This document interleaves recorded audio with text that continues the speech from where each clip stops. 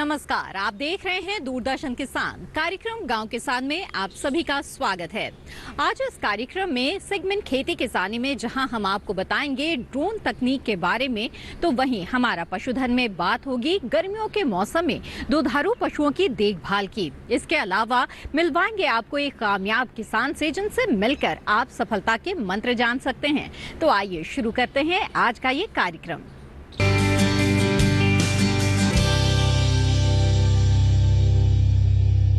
आइए कार्यक्रम गांव किसान की शुरुआत करते हैं पहले सेगमेंट खेती किसानी से। यूं तो इस सेगमेंट में हम कृषि क्षेत्र से जुड़ी हुई बेहद अहम जानकारियां आपके लिए लेकर आते हैं। खेती किसानी के दौरान आप क्या क्या कर सकते हैं इसके बारे में बताते हैं ताकि आपको अच्छी पैदावार मिल सके। आज हम आपको खास तौर पर एक आधुनिक तकनीक के बारे में बताने जा रहे हैं। कार्यक्रम गांव किसान के जरिए लगातार हम यही कोशिश कर रहे हैं कि ड्रोन तकनीक के बारे में हम आपको ज्यादा से ज्यादा जानकारी दे सके, क्योंकि ये एक उभरता हुआ क्षेत्र है। ड्रोन तकनीक से न सिर्फ खेती में आपको आसानी होगी बल्कि युवाओं के लिए ये एक नए रोजगार का स्रोत बनने वाला है। तो आइए जानते हैं ड्रोन तकनीक के बारे में।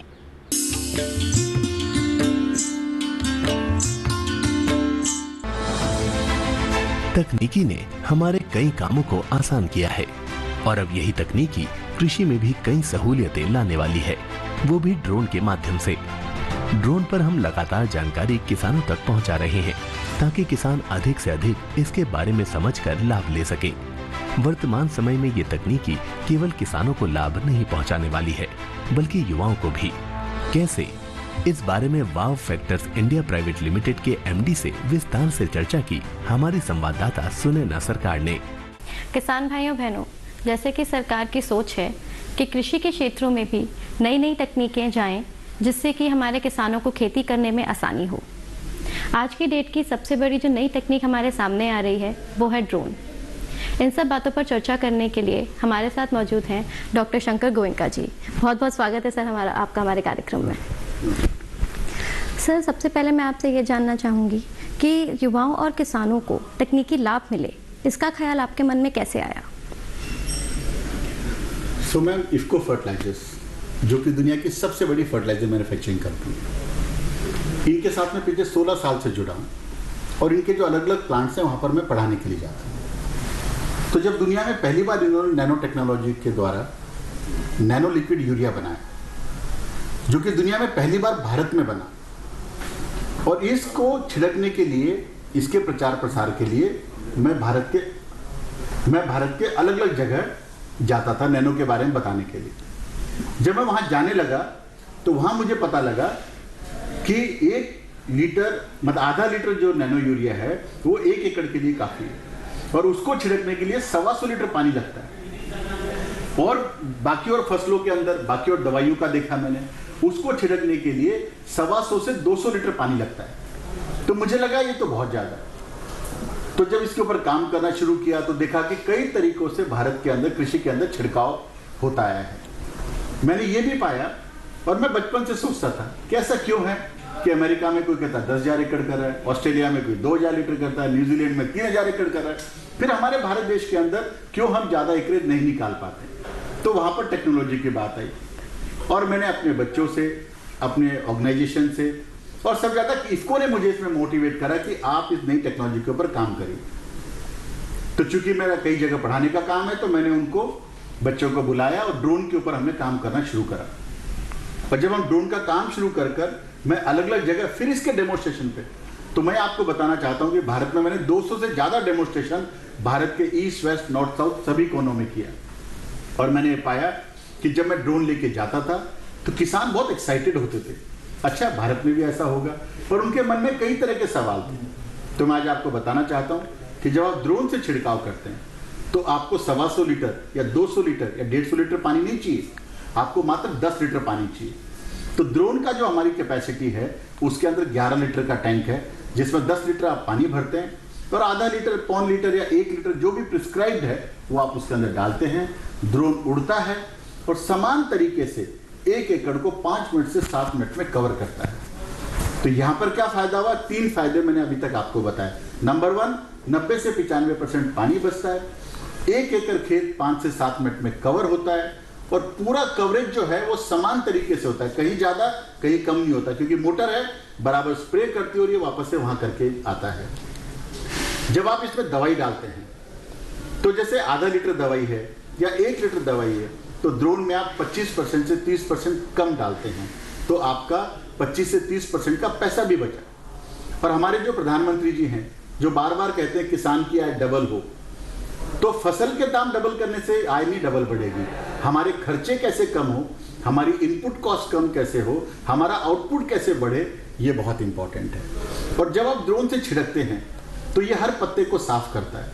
जब पत्ता साफ होगा तो उसका फोटोसिंथेसिस बेटर होगा, जब उसका फोटोसिंथेसिस बेटर होगा वो सूर्य की रोशनी बेटर लेगा, और जब वो सूर्य की रोशनी बेटर लेगा तो प्लांट हेल्थ बेटर होगा, और यदि प्लांट का हेल्थ बेटर होगी तो उसका आउटपुट जो है वो ज़्यादा होगा। तो मैंने पाया है कि 8% से 15% क्रॉप की प्रोडक्टिविटी बढ़ती है। तो इसके ये मल्टीपल फायदे हैं। तो युवा है चाहे किसान को ये फायदा मिला कि उसके खेत में नई टेक्नोलॉजी से छिड़काव हुआ। युवा है उसको ये फायदा हुआ कि जो वो चाहे उसने पढ़ाई करी है या 10th पास का जो बच्चा है, उसको हम ड्रोन की ट्रेनिंग देते हैं, उसको ड्रोन देते हैं, कैसे छिड़कना है, उसको यदि पैसे का अरेंजमेंट करना है, वो सारा काम करके जब वो अपने गांव में जाता है और जब वो छिड़काव करता है तो उसकी लाइफस्टाइल बेटर होती है। मैं ये कहता हूं कि दुनिया का ड्रोन प्रोग्राम दुनिया की सबसे बड़ी एंटरप्रेन्योरशिप प्रोग्राम है युवाओं के लिए, क्योंकि भारत सरकार ने कृषि मंत्रालय में क्या किया कि वहां का एक फंड बना, एग्रीकल्चर इंफ्रास्ट्रक्चर फंड। जो भी आदमी ड्रोन लेना चाहे वो वहां पे अप्लाई करे, हम उसकी भी मदद करते हैं, आपको लोन दिलाने में भी हम आपकी मदद करते हैं। लेकिन किसानों में आज भी तकनीकी को लेकर दुविधा है।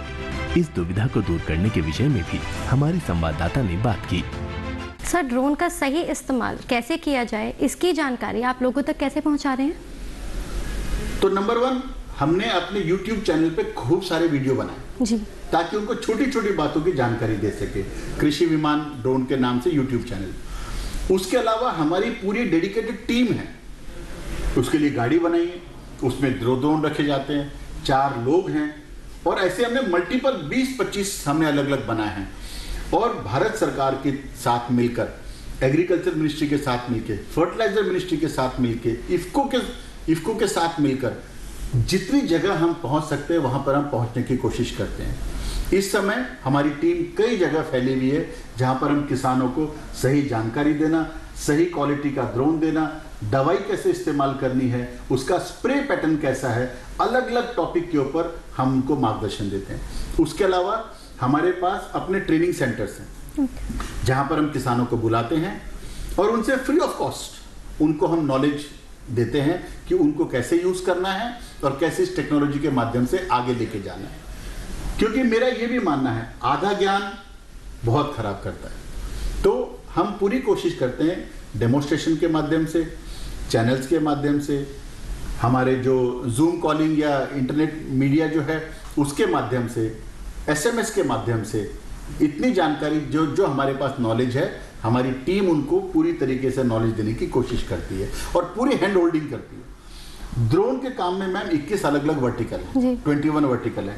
ड्रोन लेना अलग बात है, ड्रोन की ट्रेनिंग देना अलग बात है, मेंटेनेंस है, रिपेयर्स है, आफ्टर सेल सर्विस है, लोन है, इंश्योरेंस है, स्प्रे पैटर्न है, दवाइयों का लेना देना है, कितनी मात्रा में डालना है, क्या अप्रूव्ड है, क्या नॉन अप्रूव्ड है, ये सारे जो 21 वर्टिकल है, दुनिया की हम एक इकलौती कंपनी है जिसके माध्यम से हमें जानकारी देते हैं। और हमने जिसका नाम भी रखा ड्रोन का, वो रखा कृषि विमान। किसान का विमान, कृषि विमान। और कृषि विमान के माध्यम से हम अपने किसान भाइयों को, यूथ को जितनी जानकारी मुहैया करा सकते हैं हम उनको मुहैया कराते हैं। बहुत बहुत धन्यवाद सर, आपने बहुत अच्छी जानकारी दी।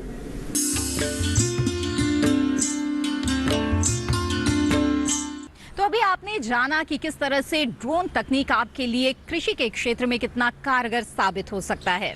इसी के साथ कार्यक्रम गांव किसान में वक्त हो गया है एक छोटे से ब्रेक का। ब्रेक के बाद बात होगी पशुपालन की। अगले सेगमेंट हमारा पशुधन में। आप बने रहें दूरदर्शन किसान पर।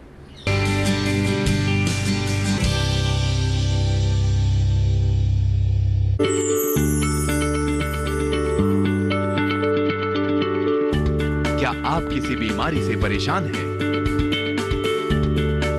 चाहते हैं डॉक्टर की सलाह?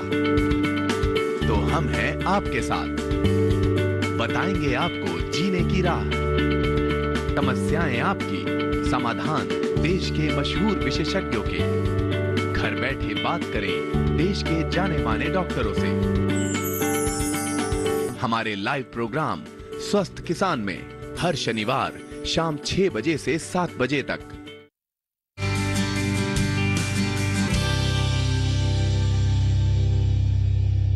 ब्रेक के बाद आप सभी का फिर से स्वागत है। आप देख रहे हैं कार्यक्रम गांव किसान। आइए देखते हैं अगला सेगमेंट, हमारा पशुधन। जी हां, पशुओं से अच्छा उत्पादन प्राप्त करने के लिए जरूरी है कि आप मौसम के अनुसार उनकी अच्छी तरह से देखभाल करें। गर्मियों के मौसम में खास तौर पर पशुओं को किस तरह की समस्याएं आ सकती है, कौन सी बीमारियां हो सकती है, ये जानना बेहद जरूरी है। तभी पशुओं का अच्छा स्वास्थ्य रहेगा तो आपको अच्छा उत्पादन मिल पाएगा। आइए जानते हैं कि दुधारू पशुओं की देखभाल गर्मियों के इस मौसम में कैसे करें।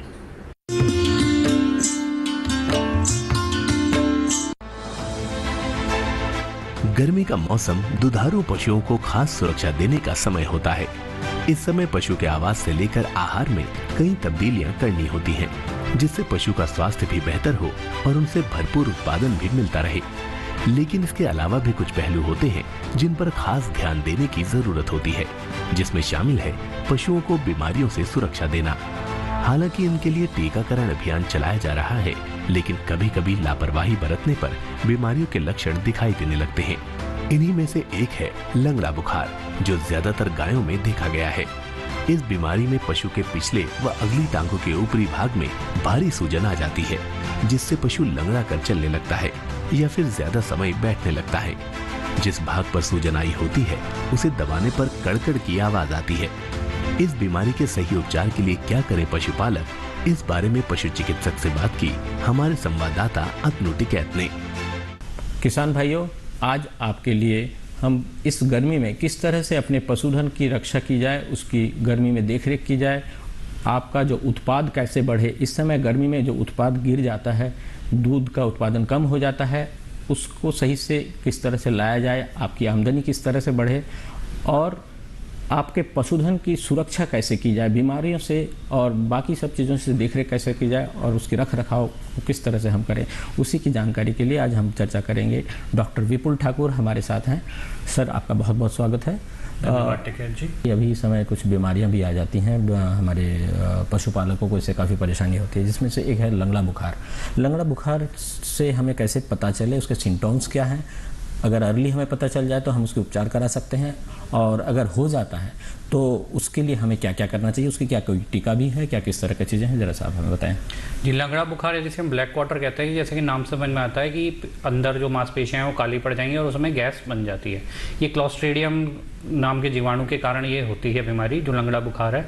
और इसमें जो है गैस बंद, उसी में गैस बनने लगती है। जो मसल होगी, जैसे जो हैवी मसल्स होती हैं, खासतौर पर जो पीछे के पैर जो होते हैं जानवर के, जो उसके वहाँ पर काफ़ी हैवी मसल मास होता है, तो वहीं पे ये जानवर एनारोबिक कंडीशन में, यानी एनारोबिक का अर्थ है जहाँ पे हवा नहीं होती, तो ये बंद घाव के अंदर ही, कोई गुम चोट लगी, बंद घाव के अंदर ही ये संक्रमण करता है और वहीं पे ये गैस बनाना शुरू कर देता है। तो पशु की जो मांसपेशियां होंगी आपको फूली हुई, हवा भरी हुई आपको दिखाई देगी, जिससे पशु में लंगड़ापन, उसकी क्योंकि मसल्स जो मांसपेशियां हैं वो नष्ट होनी शुरू हो जाती हैं, तो पशु लंगड़ापन आपको देखने मिलता है। इसलिए इसका नाम लंगड़ी बुखार कहा गया है। इसका टीका उपलब्ध है। इसका आजकल टीकाकरण एक तो FMD के साथ ही रक्षा ट्रायोवैक करके एक वैक्सीन आती है, उसमें FMD जिसको मुंहखुर का रोग कहते हैं, HS या गलाघोटू रोग और ब्लैक वाटर, इस रोग के साथ ही एक साथ तीनों का वैक्सीनेशन कर दिया जाता है। 3 महीने की आयु के बाद कभी भी किया जा सकता है। यह इसकी अलग से भी वैक्सीन आती हैं, विभिन्न कंपनियों द्वारा बनाई जाती हैं। पहले कुछ सरकारी संस्थानों द्वारा बनाई जाती थी, अब इंडियन इम्यूनोलॉजिकल हुआ या अन्य बहुत सारे संस्थान हैं जो इसकी वैक्सीन बना रहे हैं, ब्लैक वाटर की वैक्सीन, जो कि पशु में 3 से 6 महीने की आयु पे पहली बार दे दी जाती है। इसके अलावा यदि बुखार, ये लंगड़ी बुखार जिसको हम कहते हैं, यदि हो ही जाए तो इसका इलाज, ये मैंने जैसा कि बताया कि ये एनारोबिक कंडीशन, यानी कि जहाँ हवा नहीं पहुँचती है, तो हैवी मसल्स में हवा इसलिए नहीं, ऑक्सीजन, हवा का अर्थ है ऑक्सीजन, हैवी मसल्स में ऑक्सीजन कम होती है क्योंकि वो उनसे पशु चलता है, तो वहाँ अपने आप ही कार्बन डाइऑक्साइड की कंसंट्रेशन ज़्यादा बनी होती है, इसलिए परजीवी जो जीवाणु हैं वहाँ तेज़ी से पनपता है। तो हमें ध्यान ये भी देना है, कभी कभी जब पशु की एकदम से में जान बचाने की बात आती है तो वहाँ पर हम कट्स लगा देते हैं, जो मसल्स होती हैं। कट्स लगाने से क्या होगा, वो घाव जो है एयर के एक्सपोजर में चला जाएगा, और जैसे ही एयर के एक्सपोजर में ये बैक्टीरिया आता है, ये अपने आप ही इसकी ग्रोथ रुक जाती है, इसका मल्टीप्लिकेशन रुक जाता है और अधिक संक्रमण नहीं होता। इसके अलावा में फिर उसके घाव का मैनेजमेंट करना है और एंटीबायोटिक्स डॉक्टर की सलाह से देनी है। दुधारू पशुओं में इसके अलावा एक और बीमारी का खतरा बना रहता है जिससे पशु की मौत भी हो जाती है, और वो है मुंहपका खुरपका बीमारी। इस बीमारी नियंत्रण के लिए क्या है सही कदम, जानते हैं पशु चिकित्सक से। मुंहपका खुरपका जो काफ़ी परेशान करता है हमारे पशुपालकों को उनके पशु की सुरक्षा के लिए, तो सर हमें ये बताइए कि हम उसकी बचाव के लिए और उसके लिए क्या क्या टीका है और उसे हम कैसे देख रेख कर सकते हैं। आपने बहुत ही अच्छा प्रश्न किया, और आजकल हमारे पूरे संपूर्ण भारतवर्ष में केंद्र सरकार द्वारा और राज्य सरकारों के मिलजुल कर राष्ट्रीय पशु रोग नियंत्रण कार्यक्रम के तहत FMDCP यानी कि foot and mouth disease control programme चल रहा है पूरे देश भर में, जिसको प्रधानमंत्री जी ने ही लॉन्च किया था। इसका टीका पहले से ही उपलब्ध है, और जैसा कि मैंने अभी भी बताया था कि 4 महीने की आयु के पश्चात इसका टीका कर दिया जाता है, और वैक्सीन अकॉर्डिंगली कुछ वैक्सीन 6 महीने बाद या कुछ वैक्सीन 1 साल में एक बार दोबारा से रिपीट की जाती है। ये तो हो गया बचाव के लिए। अब टीका क्या करता है, कोरोना युग में अब सभी हमारे पशुपालक और ग्रामीण क्षेत्र के लोग भी ये बात जान चुके हैं कि टीका कितना ज़्यादा ज़रूरी है लगाना। जैसे कोरोना बीमारी थी उसमें भी टीके से ही बचाव है, इलाज उस प्रकार से संभव नहीं हो पा रहा था। ऐसे ही जो FMD का रोग है जिसे फुट एंड माउथ डिजीज या मुंह खुर का रोग कहते हैं, इसमें जीभ पर पैरों पर छाले हो जाते हैं पशु के, जिसके कारण पशु खा पी नहीं पाता और उसका उत्पादन तेजी से घटता है, और बच्चों में तो मृत्यु भी काफ़ी दर देखने को मिलती है। जो शावक होते हैं इनके, उनमें काफ़ी मृत्यु दर भी काफ़ी ज़्यादा देखने को मिलती है। तो टीकाकरण द्वारा हम इस बीमारी को होने से बचा सकते हैं। यदि बीमारी हो भी जाती है तो उसका समुचित इलाज उपलब्ध है। पशु को अलग कर देना चाहिए बाकी पशुओं से, और घाव के जो मैनेजमेंट उसको लाल दवाई के पानी से या फिटकरी के पानी से धोना चाहिए। इसमें मृत्यु, एक मैं आपको खास बात बताना चाहूँगा, FMD में जो मृत्यु होती है वो पशु इसलिए होती है कि पशु खाना पीना छोड़ देता है। लोग सोचते हैं FMD से मृत्यु जो बड़े पशुओं में खासतौर पे, वो खाना पीना इसलिए छोड़ देता है क्योंकि उसके जीभ पे छाले हो जाते हैं और पशु को लगता है कि खाना खाने से मुझे दर्द होता है। FMD जो है अदरवाइज अगर उसका ठीक से ट्रीटमेंट चलता रहे तो 6 दिन में वो, क्योंकि वायरल बीमारी है, 6 दिन में वो अपने आप ही ठीक की तरफ पशु चला जाता है। लेकिन क्योंकि वो खाना पीना छोड़ देता है तो उसकी ऊर्जा की कमी से मृत्यु हो जाती है। तो ऐसे में हमें देखना है कि वो खाना पीना ना छोड़े, उसको हम मुलायम खाना दें, ऐसा खाना दें जो उसकी जीभ वगैरह पे चोट ना करे, ताकि, और इसके अलावा हम उसको इंट्रावेनस ग्लूकोज वगैरह भी देते रहें ताकि पशु के अंदर ऊर्जा बनी रहे, और 7-8 दिन में पशु ठीक होने की तरफ चला जाता है और उसकी जान आसानी से बचाई जा सकती है। डॉक्टर साहब आपका बहुत बहुत धन्यवाद, आपने इतनी सारी जानकारियाँ दी। पशु को किस तरह से इस मौसम में देख रेख करें, बीमारियों में किस तरह से उनका रख रखाव करें, उनकी टीके कहाँ लगवाएं और किस समय जा कर के डॉक्टर से सलाह लें, ये बहुत बड़ी जानकारियाँ हैं किसान भाइयों के लिए। उनका पशुधन ही उनके लिए सब कुछ होता है, और आज जो भारत सरकार सोच रही है कि आय दोगुना हो, इन सब चीज़ों से उनकी आय दोगुना होगी और आत्मनिर्भर बनेंगे वो। किसान भाइयों, आपने देखा डॉक्टर साहब ने जितनी भी जानकारियाँ दी, आप इन सब जानकारियों को लेकर के अपना आय बढ़ाएं, पशुओं की देख रेख करें और साथ ही अपना भी बहुत बहुत ध्यान रखें। हम आपको बताते हैं हर बार कि पशुओं की देखभाल आप किस तरह से कर सकते हैं, खास तौर पर मौसम को ध्यान में रखते हुए। आइए जानते हैं कि इस माह का पशुपालक कैलेंडर क्या जानकारी लेकर आया है आपके लिए। बारिश के मौसम को देखते हुए पशुशाला में साफ सफाई रखें और पशुओं को बीमारी से बचाने के उपाय करें। इस माह में अतः परजीवी व बाह्य परजीवी के प्रकोप की आशंका रहती है, इसलिए पशु को रोगों से बचाएं। खुरपका मुंहपका यानी FMD, गलघोटू यानी HS, लंगड़ा बुखार, BQ जैसे जरूरी टीके पशु को लगवाएं। इस माह में भैंसों का बयान शुरू हो जाता है, अतः प्रजनन संबंधी सावधानी के साथ नवजात को सुरक्षा दें। पैदा होने के साथ बच्चे के नाल को करीब 1.5 से 2 इंच पर धागे से बांधे व टिंचर व आयोडीन लगाना चाहिए। इस माह में दूध उत्पादन सही बनाए रखने के लिए पशु को खनिज लवण की मात्रा चिकित्सक की सलाह पर दें। इस समय बारिश से उगे हरे चारे को सीधे पशु को ना दें, ये पशु के लिए नुकसानदायक हो सकता है। ये चारा फसल मक्का की दूसरी फसल लेने का सही समय है। 25 से 30 किलो बीज प्रति एकड़ प्रयोग करें। इस समय पशुपालक संतुलित पशु आहार के लिए मक्का, बाजरा, लोबिया एवं ज्वार की बुआई करें। ये थी पशुपालन से जुड़ी हुई बेहद ही अहम जानकारियां। इसी के साथ कार्यक्रम गांव किसान में वक्त हो गया है एक और छोटे से ब्रेक का। ब्रेक के बाद हम आपको मिलवाएंगे एक कामयाब किसान से। आप बने रहें दूरदर्शन किसान पर।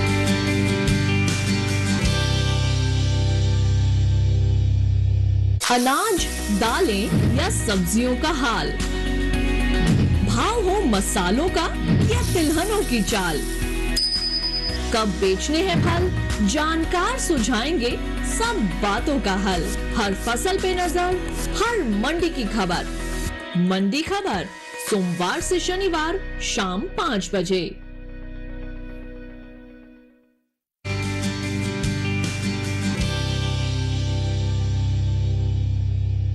ब्रेक के बाद आप सभी का फिर से स्वागत है। आप देख रहे हैं कार्यक्रम गांव किसान। आइए देखते हैं अगला सेगमेंट कामयाब किसान, जिसमें हम आपको मिलवाने जा रहे हैं एक ऐसे सफल किसान से जिनसे मिलकर आप जान पाएंगे कि किस तरह से सफलता के लिए कड़ी मेहनत तो करनी ही पड़ती है, इसके साथ ही सूझबूझ भी रखना पड़ता है और कृषि क्षेत्र में नाम कमाना अब ज्यादा मुश्किल नहीं रह गया है। तो ऐसे में आइए मिलते हैं हमारे आज के कामयाब किसान से और जानते हैं इनकी सफलता की कहानी।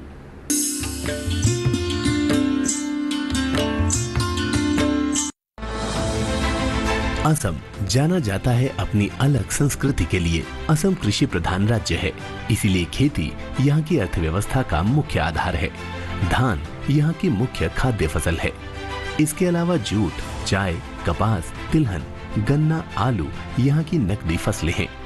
प्रकृति की हरी चुनर ओढ़े असम अपनी कहानी खुद बयां कर रहा है, जिसमें अहम भूमिका निभा रहे हैं यहाँ के किसान। असम में गुवाहाटी से करीब 2 घंटे की दूरी पर बोरा गांव की अमिया देवी अपने गांव की शोभा बढ़ा रही हैं। खेती में अपना नाम दर्ज कराना इतना आसान ना था। कई उतार चढ़ाव को देखने वाली अमिया देवी आज गांव की महिलाओं के लिए किसी प्रेरणा से कम नहीं। कुछ समय पीछे जाएं तो अमिया देवी का खेती से दूर दूर तक कोई नाता ना था। पिता फौज में थे, इसीलिए घर में खेती किसानी वाला माहौल नहीं था। इसके बावजूद उन्होंने खेती से खुद को जोड़ा। अमिया के पास एक छोटी सी जमीन का टुकड़ा था। क्योंकि खेती से इनका कोई नाता न होने के कारण इनके पिता ने वो जमीन किसी और को आधे में दे रखा था। अमिया की जल्दी शादी और बच्चे हो जाने के कारण जिम्मेदारियां बढ़ती जा रही थी। हालांकि बचपन में उनकी खेल में भी काफी रुचि थी। उनका सपना था कि खेल में वो नाम कमाएं, लेकिन उनकी ये रुचि आगे न बढ़ सकी और वो सामान्य जीवन जीने लगी। सबसे कठिन वक्त तब आया जब इनके पति की नौकरी पर कुछ गड़बड़ी की वजह से रोक लगा दी गई। इस दौरान पूरा परिवार शहर से गांव में आ गया। परिवार पर भरण पोषण की समस्या आ पड़ी। उम्मीद के सारे रास्ते बंद हो गए थे। तब अमिया देवी ने स्वयं सहायता समूह बनाया। अमिया देवी ने इसके पहले इस तरह का कोई काम नहीं किया था। ये पहला मौका था जब समाज के सारे बंधन तोड़कर वो घर से बाहर निकलकर समूह की महत्वपूर्ण सदस्य बन गई। इसी दौरान उन्हें कृषि विज्ञान केंद्र के बारे में पता चला। वहां से जानकारी लेकर इनके समूह के लोगों ने मूंग की खेती की। पारंपरिक खेती की जगह आधुनिक खेती में किस्मत आजमाई। खेती को बेहतर कर सके इसके लिए प्रशिक्षण लिया और जी तोड़ मेहनत की और सफलता हाथ लगी। इसके बाद धान की खेती की। धान की पैदावार अच्छी हो इसके लिए बीज कृषि विज्ञान केंद्र से लिए। वहीं से नई तरीकों से खेती करना सीखा। अमिया की मेहनत रंग ला रही थी। पैदावार अच्छी होने से आय भी बढ़िया हो रही थी। इनके ये प्रयास गांव की बाकी महिलाओं को भी प्रभावित कर रहे थे। उस समय पहली बार में सामाजिक कामों के लिए मैं घर से बाहर आई थी। हमारे संगठन का जो हिसाब रखती थी, उनके बीमार पड़ने के कारण मुझे वो पद मिला। कृषि विज्ञान केंद्र हमारे गांव से इतना नजदीक है, वो भी नहीं पता था। फिर पहले हम 3 महिलाओं ने मिलकर मूंग की खेती करने के बारे में सोचा। 2017 में पहली बार 17 समूह की लगभग 170 महिलाओं ने मिलकर 50 बीघा जमीन पर मूंग की खेती की थी। तब से काम ज्यादा हो गया। अमिया देवी ने मछली पालन में भी काफी सराहनीय काम किए। बेहतर मुनाफा कमाने के लिए अमिया देवी मल्टी क्रॉप से मुनाफा कमा रही हैं। मछली की स्थानीय जातियों के अलावा रोहू, बरेली प्रजाति की मछलियां भी पाल रही हैं। वो बताती हैं कि इसे और बढ़ाने के प्रयास जारी हैं। इस समय अमिया देवी के पास खुद के 2 तालाब और 3 बीघा जमीन है, जिन पर मेहनत का पसीना बहाकर खुशहाली लाने के प्रयास किए जा रहे हैं। अमिया बताती हैं कि कृषि विज्ञान केंद्र ने खेती और मछली पालन दोनों में ही भरपूर सहायता की। यहाँ तक कि मछलियों को बीमारी से बचाने में भी मार्गदर्शन किया। अभी मैं धान और मछली का उत्पादन कर रही हूँ। अभी मेरे पास लोकल प्रजाति के अलावा रेहू, बरेली जैसे प्रजाति की मछली भी मौजूद है। आगे दूसरा तालाब तैयार करके बड़ी प्रजाति के मछली पालन को करने के बारे में सोच रही हूँ।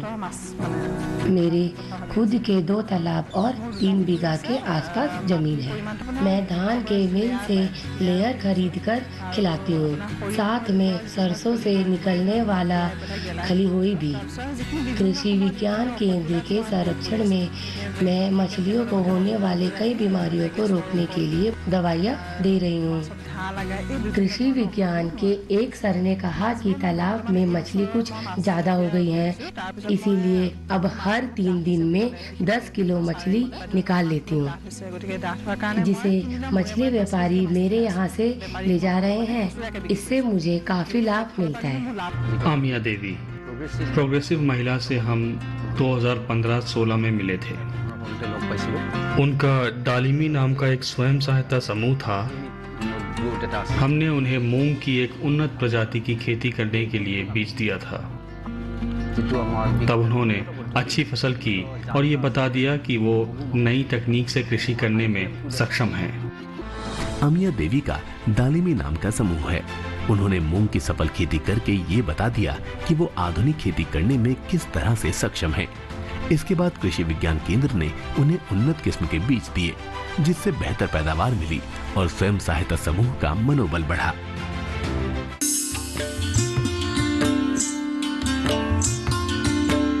कार्यक्रम गांव किसान में आज जो जानकारियां दी गई है, हमें उम्मीद है कि वो आपको जरूर पसंद आई होगी। कार्यक्रम गांव किसान को अगर आप दूरदर्शन किसान के YouTube चैनल पर देखना चाहते हैं तो टीवी स्क्रीन पर दिखाए जा रहे QR कोड को स्कैन करें। इसी के साथ गांव किसान की आज की कड़ी में बस इतना ही। फिर हाजिर होंगे लेकर कुछ और दिलचस्प जानकारियां। तब तक के लिए दीजिए इजाजत। आप बने रहें दूरदर्शन किसान पर। नमस्कार।